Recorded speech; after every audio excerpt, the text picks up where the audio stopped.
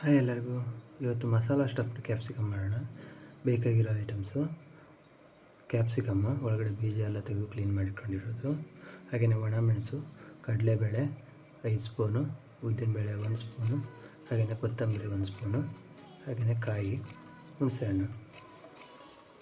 ಮೊದಲು ಒಂದು ಬಾಣಲೆಗೆ ಎಣ್ಣೆ ಹಾಕ್ಕೊಂಡು ಉದ್ದಿನಬೇಳೆ, ಕಡಲೆಬೇಳೆ, ಕೊತ್ತಂಬರಿ, ಒಣಮೆಣಸು ಹಾಕಿ ಹುರ್ಕೋಬೇಕು. ಹುರ್ಕೊಂಡಿರೋದನ್ನ ಕಾಯಿ ಹಾಕಿ ತರಿಯಾಗಿ ರುಬ್ಕೋಬೇಕು. ಆ ರುಬ್ಕೊಂಡಿರೋ ಮಿಶ್ರಣನ ಈ ಥರ ಕ್ಯಾಪ್ಸಿಕಮ್ಮಲ್ಲಿ ತುಂಬಿಕೊಂಡು ಎಣ್ಣೆಲಿ ಸ್ವಲ್ಪ ಎಣ್ಣೆ ಹಾಕ್ಕೊಂಡು ಅದರಲ್ಲಿ ಈ ಥರ ಬೇಯಿಸ್ಕೊಂಡ್ರೆ ಆಯಿತು. ರುಚಿಯಾಗಿರೋ ಕ್ಯಾಪ್ಸಿಕಮ್ ಮಸಾಲ ರೆಡಿ. ಟೇಸ್ಟ್ ಮಾಡಿ ಕಮೆಂಟ್ ಮಾಡಿ.